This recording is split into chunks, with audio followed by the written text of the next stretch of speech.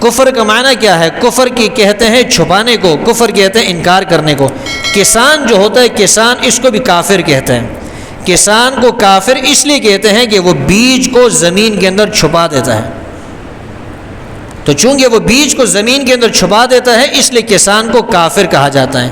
تو کافر کا مطلب یہ ہے کہ جو ایمان نہیں لاتا، ایمان کو چھپا دیتا ہے اور ایمان کا انکار کر دیتا ہے، اللہ کا انکار کر دیتا ہے، اللہ کی توحید کا انکار کرتا ہے، جو اللہ کے رسولوں کا انکار کر دیتا ہے، ملائک کا انکار کرتا ہے، اچھی اور بری تقدیر کا انکار کر دیتا ہے۔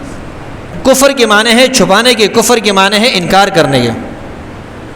وہ علامہ اقبال کی طرف ایک شعر منسوب ہے، تحقیق یہ ہے کہ یہ علامہ اقبال کے شعر نہیں، کیونکہ جو علامہ اقبال کے اشعار پر مشتمل کتاب ہے کلیات اقبال، اس کے اندر یہ شعر موجود نہیں، لیکن لوگوں نے ان کی طرف نسبت کر دی ہے اور کہا ہے کہ توحید ہستی ہے ہم، واحد خدا ہمارا، توحید ہستی ہے ہم، واحد خدا ہمارا، ہم کافروں کے کافر، کافر خدا ہمارا۔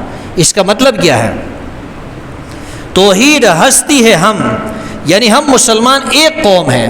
ہم مسلمان اس چیز کو نہیں دیکھتے کہ یہ عربی ہے، یہ عجمی ہے، یہ سندھی ہے، یہ بلوچ ہے، یہ پنجابی بولتا ہے، یہ انگریزی بولتا ہے، یہ رشین بولتا ہے، یہ جس زبان سے، جس قوم سے اس کا تعلق ہو، اگر اس نے کلمہ پڑھا ہے تو بس یہ ہماری اس قوم کے اندر کیا ہے؟ شامل ہو گیا ہے۔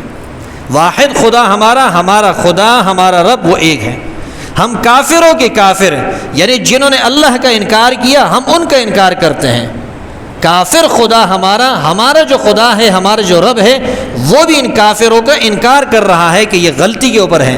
تو اللہ فرماتے ہیں اولئک الذین کفروا بآیات ربہم ولقائہ فحبطت اعمالہم فلا نقیم لہم یوم القیامۃ وزنا۔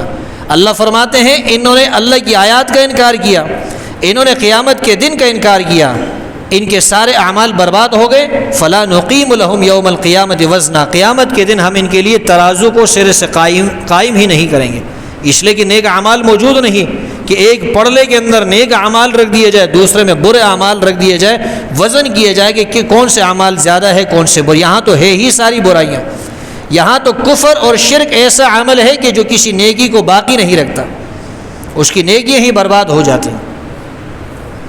تو میں عرض یہ کر رہا تھا کہ آپ جو بھی عمل کرتے ہیں اس عمل کے لیے ضروری ہے کہ آپ کا عقیدہ درست ہو، اللہ کی رضا ہونی چاہیے اور رسول اللہ صلی اللہ علیہ وسلم کی سنت کی پیروی ہونی چاہیے۔